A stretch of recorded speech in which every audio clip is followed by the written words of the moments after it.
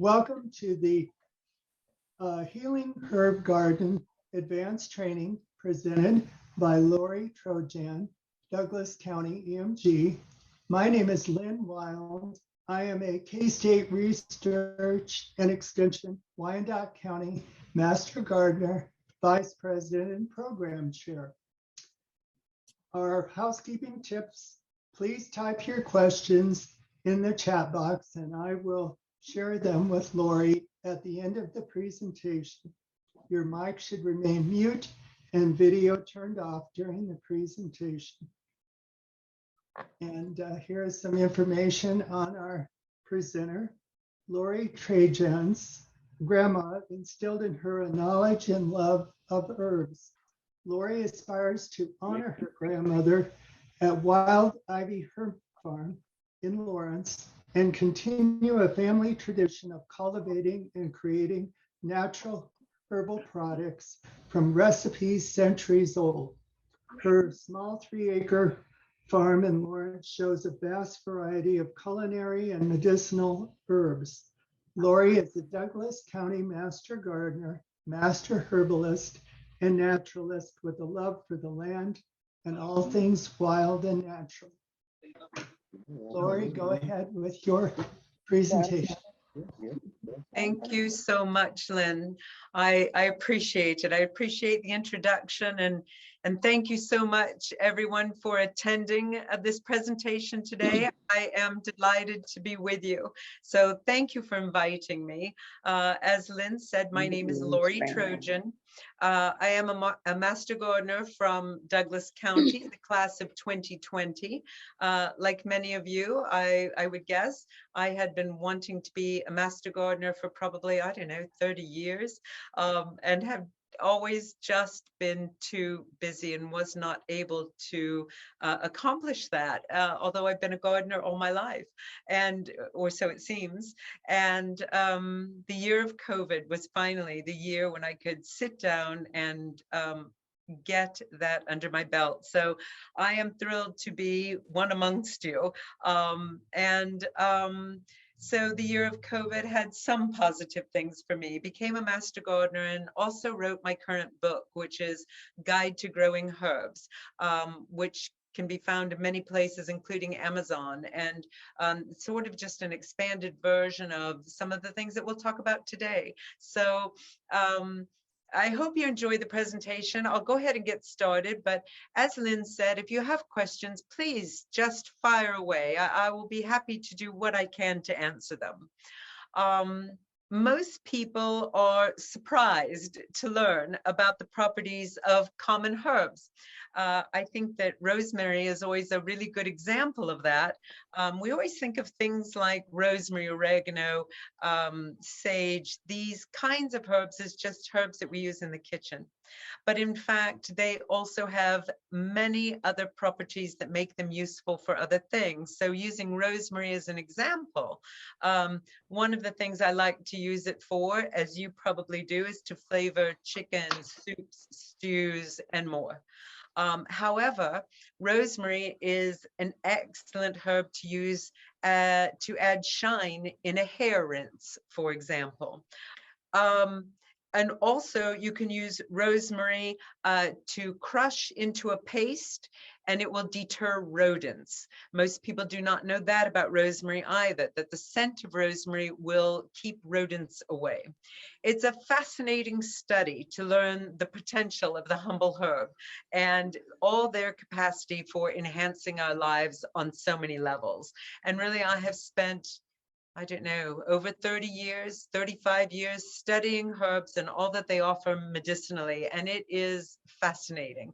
And so I have developed a passion for it, and I hope that you will too. And perhaps that if you don't already have a love for herbs, that this slide presentation will help to spark that in you. Space is never an obstacle for growing herbs.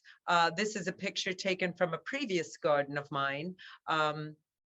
So whether you have acreage, whether you just have raised beds, or you are simply using containers to grow, herbs are very hardy. They will grow almost anywhere. Many herbs are of Mediterranean descent. They are used to dry, arid weather.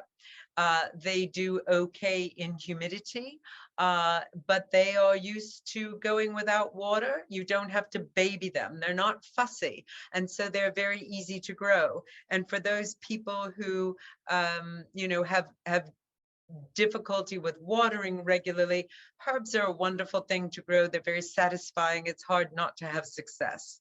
In this picture, you can see Echinacea, Elecampane, passion flower beginning to grow up the trellis, lavender, cucumber, okra, burdock, zucchini. There is marigold and nasturtium, all in the same bed. And so herbs are a lovely addition and to any garden. Even if you're just growing vegetables, herbs are a wonderful companion plant. So nasturtium, for example, marigold to combat whitefly, which takes care of your some of your pesty issues when you're growing vegetables. But nasturtium and marigold have edible blossoms, which are beautiful to throw in a salad. So lots of different purposes for the humble herb. If you have never planted herbs before and you're looking to identify and prepare a site to plant, here are some things to keep in mind. You'll want a spot that gets at least 4 hours of full sun daily. You do not have to have them in full sun all day long. My area where my herbs are planted get morning sun and afternoon shade, and that works very well. Soil should be neutral to alkaline, which ideally means between 6 to 6.5 soil pH. And of course, good drainage is imperative. Herbs do not like to have wet feet continually. They will rot. So always good drainage is a must. It's important to avoid hostile takeovers. So when I say that, there are many varieties of herbs that will spread with or without your permission. Herbs in the mint family, and there are many varieties. Tansy, lemon balm, woodruff, they will all spread unmercifully. So for those particular varieties, my best suggestion is to plant them in buckets and then bury the bucket. So perhaps a 5-gallon bucket or a bucket that has a wider top than a more narrow bottom. Bury the bucket to the rim in the soil. The roots will spread only as far as the bucket will allow, and it will not allow those herbs to spread throughout your garden. Now, I have mint that just makes a carpet. I love the fact that it takes over a large area because I have the room to do that. If you do not have the room, this is a great solution to that issue. Another thing to keep in mind with herbs is to keep the garden weed free. Now, we all know that. We all know that that's important even if you're growing vegetables, but exceptionally important with herbs. Herb plant roots will not want to compete with weeds for water, for growing space. If the area becomes even the slightest bit overrun with weeds, you will lose your herbs. So it's very important to make sure that the area is weed free. We were talking about this a little bit earlier this morning, in that with all of the water we got this year, just an inordinate amount of water, all just back to back. My small farm, Wild Ivy Herb Farm, just became overrun with weeds. Of course, the herbs were thriving too, but too many weeds, which is a concern. Once you become overrun, you run the risk of losing them. So we were frantically weeding. We have finally conquered the issue, but it took a great deal of time. So that is something just to be mindful of. If you do not have a good deal of land to plant, no worries. I have a farm on a scant 3 acres. And really my farm is more um, contained in a 2-acre area. But so you don't need a great deal of space if you're just growing herbs. But if you do not have land, they will grow beautifully in containers. And so the question I get most often is, what kind of soil for containers? This recipe for a soil mix will work very well for herbs, but will work in most cases equally well for vegetables if you want to grow them in pots as well. So 1 part peat moss or cocoa peat, 1 part perlite or vermiculite, 1 part well-rotted compost, or to buy compost in a bag from a nursery. I use horse manure. I find that works very well, or chicken litter also works great as long as it is aged. But cotton burr compost works well too, that you can buy in a nursery. So do what is most convenient for you, because if it's convenient, you will be more likely to do it. So don't get hung up on what the recommendations are. Do what works for you and what you can find easily. Certain woody varieties of herbs like lavender, rosemary, lemon verbena, if you add 1 part coarse sand, that will help with aeration. And so that is a recommendation for your containers as well. So the care and maintenance of your herb garden is something that's worth taking a moment just to review. We talked about weeding. Pest control. So this is where companion planting is really useful. So as I mentioned, the 2 that are most common for me to use, I love marigolds. I think they're beautiful, but I have patches of marigolds all around my farm.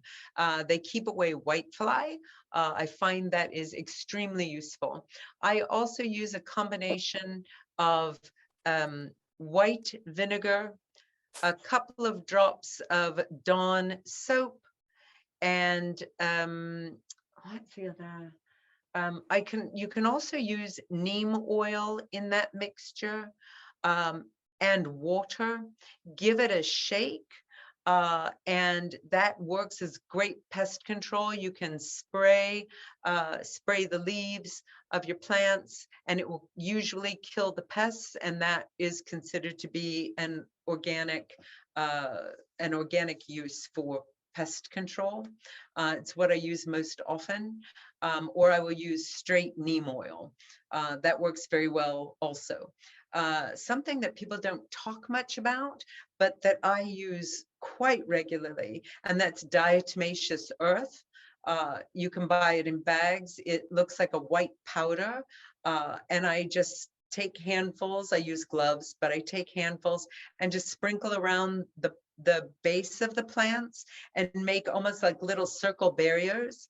But when the rain comes, it will wash it away, and you have to reapply every time it rains. But what happens is the insects that are walking insects will walk across the diatomaceous earth, and because it is sharp like glass, although when you touch it, it won't hurt you, but it will cut up those bugs, which is a tragic thing to think about, but it will keep them off your plants. So it's highly effective and still an organic measure to use. Very important to always deadhead and cut back your herbs on a regular basis. So whether you're using them or not, cut back. So every week I give everything a good haircut, and I literally will use great trimmers to just cut back across the tops. And it will cause your herbs to be much more prolific, will cause them to bush out better, they grow faster. And also, if your herbs go to flower, pick those flowers off by hand. It will keep the energy of the plant from going into the flowers and will keep that plant bushing out and more leafy and allow you more herb that is usable. I mulch all of my herb plants. I use straw. It's very important to use straw and not hay, of course, so that you don't have the seeds. But you would just see rows and rows of herbs with hay surrounding them. Sorry, with straw, forgive me, with straw surrounding them. That's important. And it helps to keep the weeds out and also to keep the moisture in. And most of my herbs, I would say 99% of them love that. And then overwintering is important, using mulch to do that, especially for your woody perennials. So those that I've already mentioned, lavender, lemon verbena, rosemary, if you heavily mulch them with straw, with dead leaves, with wood mulch, just pack it in there right around the plant and pack it down over the top, even to cover the leaves. And that will keep that plant warmer and keep it from freezing over the winter. And you have a much better chance of overwintering as well. Water when necessary. How do you know when to water? I would say when the soil begins to crack, if you're that dry, it's definitely time to water. But you do not need to water every day, especially if you're mulching. You probably only need to water maybe once a week, maybe longer if the temperatures are cool. And then to be sure to, if you're using containers, to repot when necessary. And you will see if your plant becomes pot bound, look at the bottom. If roots are coming through the bottom of the plant, it's time to repot into a bigger container. If your plant is drying out quickly, probably time to repot. And if you put your finger into the pot down about 2 inches, you'll know whether it's time to water. You'll also know too, if you have trouble getting your finger down into the soil, it's probably roots that are keeping you from being able to get your finger into a 2-inch depth, in which case it is probably time to repot. So when you're designing a herb garden, let's talk about that. If you don't currently have a herb garden and you're thinking of starting one, one way to separate the plants and to make a nice design, and this is all covered in the book, but having said that, I wanted to give you an idea of just some creative ways to make your herb garden attractive and more usable for you. So some people will separate by category. So for example, keeping all your kitchen herbs together, and here are some examples of common kitchen herbs, and make no mistake, all of these kitchen herbs can also be medicinal. But I separate the medicinal herbs from kitchen herbs because those that are in the medicinal category are not often thought of as kitchen herbs, if that makes sense. So you can separate out by category in this manner. You can also separate out by these categories. So herbs that have lovely fragrance are nice together, so that when you walk by, you can simply run your hand over the tops of those herbs and be welcomed by a wonderful fragrance. Or you can also categorize by colors. So this may be a nice reference for you, just so you know which herbs flower what color, if that interests you. Some people don't care about making those herbs grow bushier and bigger. If you don't have a great deal of room, that may not be important to you. What may be important is to enjoy the blooms on the herbs. And so these are the colors that those herbs will bloom. And so you can categorize by that also.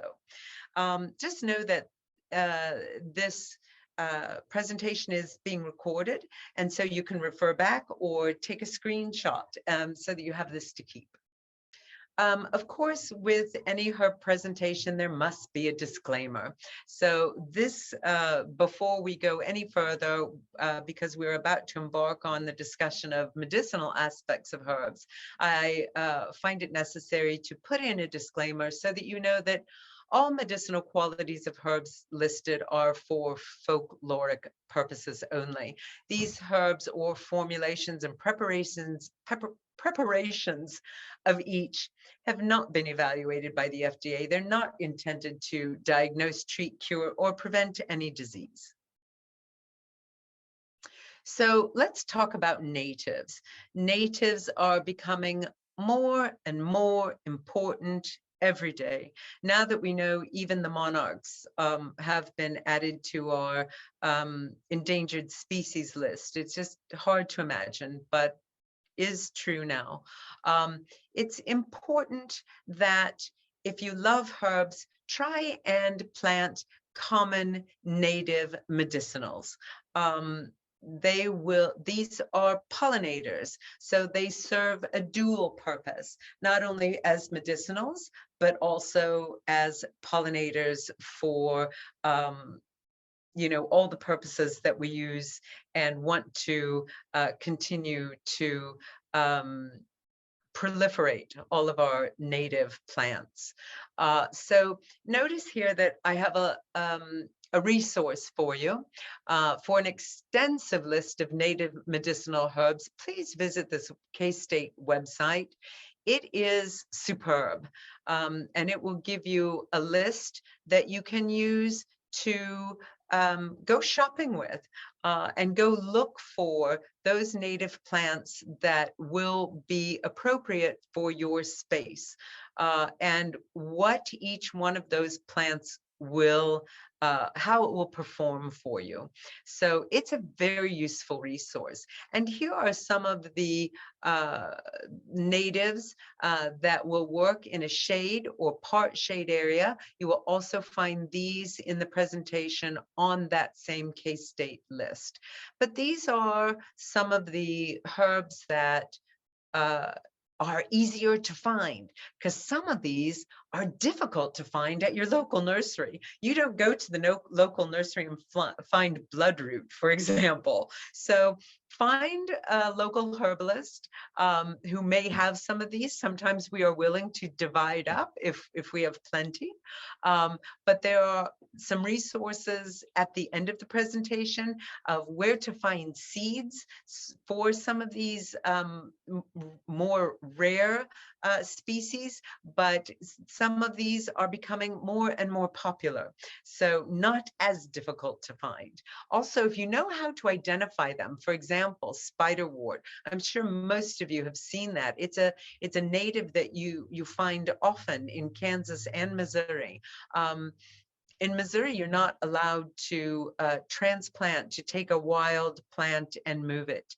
But oftentimes, if you find these in Kansas or in someone else's garden, you can ask permission and take these for your own. And once you've got them, they will take off like a house on fire. So it's very rare that if you put, for example, wild ginger in a shaded area, that it won't take off and be successful for you. So wild ginger, here you see some of the uses for it, but know that wild ginger, you want to use the roots and the leaves. You can use it as a powder, a decoction, or an infusion. Bloodroot is a cautionary if you're using the root, meaning too much may be toxic. So it's something to know. And as I recommend with all herbs, do your research. Find out which herbs have cautionaries so that you protect yourself and your loved ones. I'm not saying don't use it at all. It means be wise, be informed. Bloodroot is very useful, just knowing how to use it. So for that, you can use bloodroot, the root itself, or the rhizome, use it in a salve, in a tincture, or as a powder. The greater celandine poppy, you can see here some of the issues that may make it useful for you. And with poppy, you can use the whole plant. The most popular way to use it is as an ointment, a tincture, or use it fresh. Spiderwort, Tradescantia, you want to use the leaves, the flowers, and the roots. Use it as a tea or a poultice is the most common way to use that plant. More shade, part shade natives, black cohosh, Solomon seal, Virginia bluebells, wild sweet William. Many of these are probably very familiar to you. And for most people, for example, the Virginia bluebells and the wild sweet William, these I think most people think of as good pollinators and beautiful to have in the garden. But in fact, they have very strong medicinal properties, which most people are not even aware of. So black cohosh, probably many of you are familiar to use as a tea or an infusion, but you use the root in order to make that tea or infusion. Solomon seal, I just can't have enough of that on the property. It is one of the greatest herbs we know for inflammation and to reduce that. And so I highly recommend that. Use the root to make a preparation, which would be an infusion, a decoction, or a poultice. Virginia bluebells, surprisingly, you use the root. Now, it is a cautionary, meaning, again, if you use too much, it can have a reverse effect, so you must be cautious. But you can use this as a powder or a decoction. Wild sweet William, the flowers are actually edible. You can use it as a tea or a decoction for urinary tract issues and to improve digestion. I'm wondering how many of you that these come as surprises for you, or how many of you know about these properties of these common natives that we see in our gardens. That will be fun to find out. Now, here are some common native medicinal herbs that do well in full sun. Again, very common that you all are familiar with. Columbine, did you know that it is an aid for gallbladder issues and intestinal disorders? And for Columbine, it is also a cautionary herb if in large doses, but you can use the seed, the leaf, the root, and most commonly used as a tea.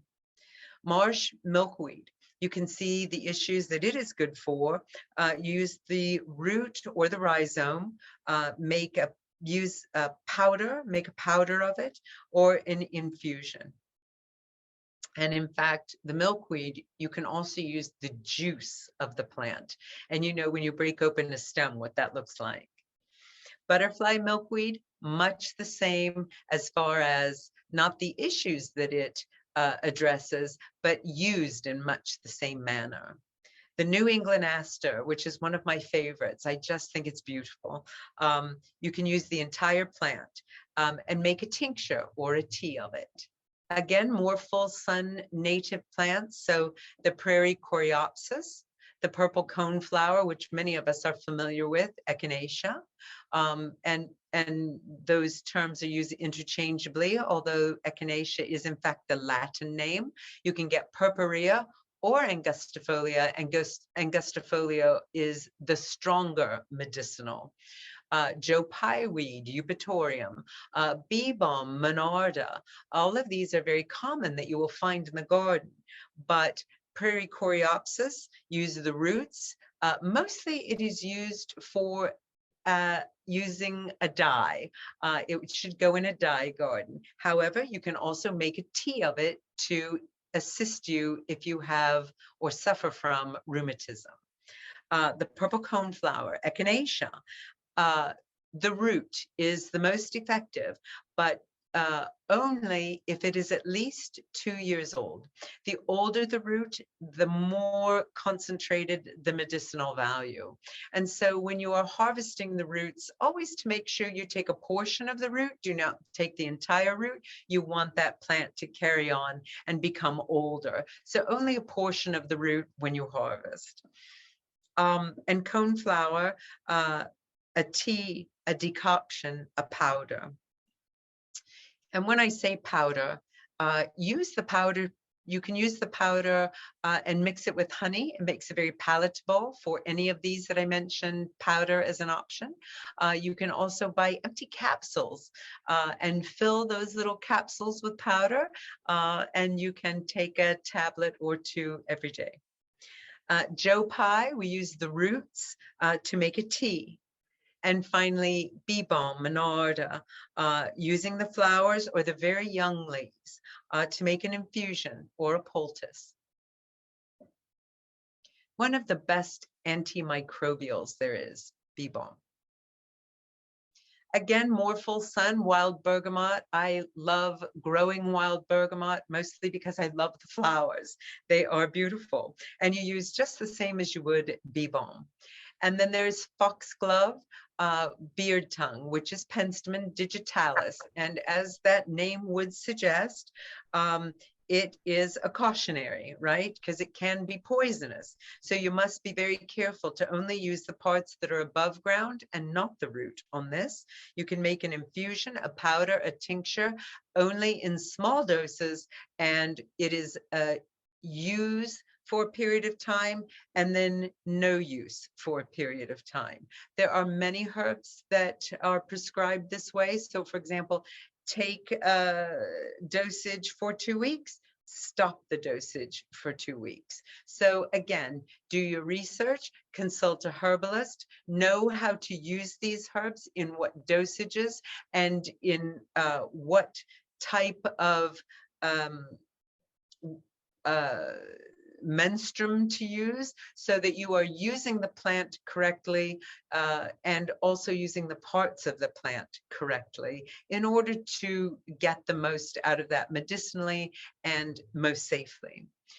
Garden phlox, which most of us have in our gardens, and you use the whole plant for this.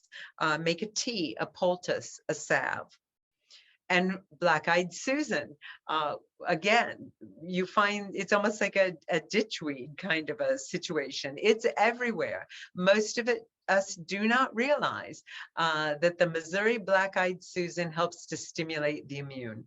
And to use it, use the root and make it a tea, very similar to Echinacea. So if you do not have purple coneflower in your garden, I'll bet you've got black-eyed Susan, and you can use it in a very similar fashion.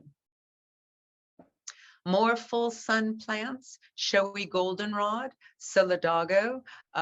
Also, it looks very much like a common allergen. So be careful, make sure you know how to identify goldenrod, but I use goldenrod for tea. I also, the flowers. I also use it to infuse into an oil. It is great for inflammation. I think Solomon seal is a little bit better, a little more effective. But if you don't have Solomon seal and you're out, for example, on a day trip out to the Flint Hills, it's everywhere. Harvest it when you see it and dry it. You'll have it for a very long time, and use it instead. Use what's available to you. Yucca, the roots are best used for all of these issues, mostly in a tea. It's very high in vitamin C. You can use yucca in a shampoo, a soap, a salve, a poultice. The uses for yucca are numerous, and many of us have this in our yards as a pretty landscape plant, which they are, and few of us realize what a great medicinal plant this is. So use it as such. Make the most of these plants that are in your garden, just in the landscape. Sedum, very, very, very common. Stonecrop. Use as a topical, a salve, a poultice. Use the leaves and the flowers. And prairie dock, which most of us really think of as a weed and want to get rid of it out of the grass, and anywhere you see it. It's I've known people to put weed killer on dock, and it breaks my heart, because you can use the leaves, use the root for coughs, for congestion. I have known people who used dock in conjunction with other herbs for the treatment of COVID. This scant list of natives are shade and sun-loving perennials only. That doesn't include woody, shrubs, ferns, vines, grasses, sedges. There are so many out there that actually do have medicinal qualities. So be on the lookout. Many medicinal herbs are considered to be weeds. Two that always stay uppermost in my mind: chickweed, cleavers. We all have them in our gardens. And if you have not used chickweed and cleavers, or have not had a need to, and combine the two of those for a forceful, potent remedy for moving lymph. I actually dry those two weeds, if you will. I dry them purposefully. I have just massive amounts, pounds of it that I keep. I make a tea of it, and it's in my product line as a lymph mover tea, and highly effective. So if you know someone who could do with moving lymph, or making your system run more effectively, I do that tea for about 2 weeks every year, just as a health preventative. So these things that people are picking out of their lawns because they're ugly can be quite wonderful. Here are more kitchen herbs that we think of are very common, that we use just to flavor our dishes in the kitchen, but know that they also have medicinal aspects. Basil, which the most basic, actually helps with these issues: fatigue, depression, anxiety, urinary issues, prostatitis. People don't realize that these are also very, very useful, not just for the kitchen. Caraway, just a great ally for gas, indigestion. Chives to help lower blood pressure.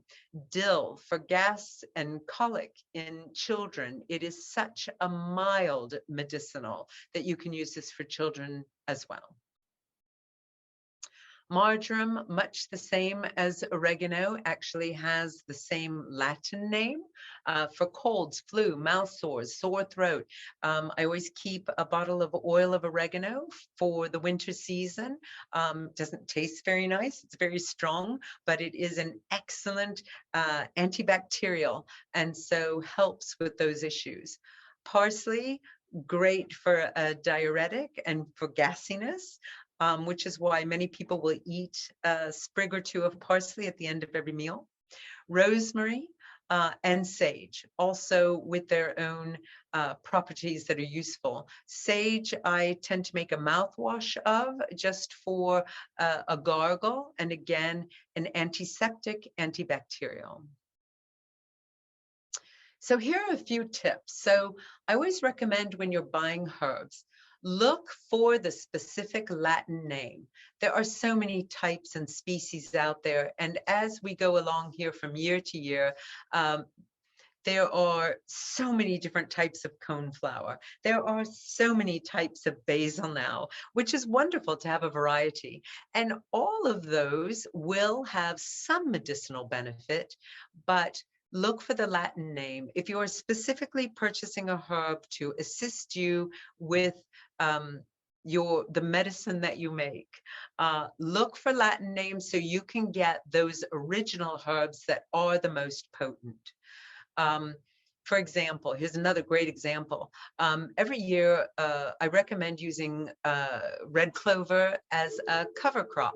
So Trifolium pratense is the Latin name that I always look for. It has the strongest medicinal quality if you are looking to use the blossoms in your medicine, which I do. It is an excellent diuretic. In fact, it's such a strong diuretic, you must be really cautious or you won't leave your house for days. So So be cautious with it. And it is also an anti-cancer. So some cautionaries to be aware of. I always recommend use one herb at a time. If you're using something new that you've not used before, there is a tendency to want to go into the health food store and get a tincture that has 4 or 5 herbs. For example, a great one to think about is you go to look for something to assist you with sleeping issues. So you might find valerian, passion flower, lemon balm. There are many herbs that you will find that may assist you with relaxation and to help with sleep. But I recommend that if you've not used any of those before, to start with one at a time. If you use a combination or a compound, as we call it, then if you have an adverse reaction, something doesn't agree with you, you will never know which herb it is that is the culprit. So start with one, add another, then add another, until you know what is an ally to you, what works well for you personally, before you just buy a compound. Never expect a herb to be a cure-all for anything. What works for you may not work for someone else, and that is really important to know. So I might recommend something to you because it works for me. It does not mean that it will work for you. I've heard people in discussions many times and say, well, why do you use that? That doesn't work. And someone else will say, well, yes, it does. It works great. It doesn't mean that either person is right or wrong. You find those herbs that work for you personally, and those are the herbs that you should grow. So unless you are someone who just has a passion for herbs and just wants a variety because you like to be amongst them, I recommend that you find those herbs that will help you. So think about what issues do you have physically, emotionally? What are you looking to solve? So do you suffer, for example, from arthritis? Do you suffer from depression? Find those herbs that address those issues. Those are the ones that you should grow, and that should be your top priority. I think of my herb garden as the extension of my medicine cabinet. It's important to do your research, check any cautionary information before using any herb. I cannot stress this enough. Be safe. Learn about each plant before using. And if you are unsure, do not put that in your mouth. It's just that simple. Do your research. If you don't have time to do the research, then ask someone who is an expert before you start experimenting. Classic example. I was in a class recently taught by another master herbalist, and it was all about identifying plants. And we were comparing elderberry to pokeweed and how closely the berries resembled one another. They are the same color, but they are not the same size. And the plant leaves and the formation of the bush is nothing alike. But if you were to see the berries next to one another, unless you're able to identify the fact that elderberries are smaller than pokeberries, you might miss that distinction. Both are toxic, but pokeberries may kill you. Elderberries may just make you sick. So these are things to know. Do your research. Here are some references for you. I think you may find these useful. One is just this YouTube video that Kelly Kincher has supplied, and it is wonderful. And it's called Native Medicinal Plants of the Prairie.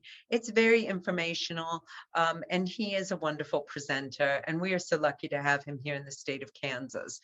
He's also written many books that are extremely useful. So I would recommend, if you don't own any of Kelly's books, look into them. They are quite useful. Of course, the K-State website is fantastic for reference.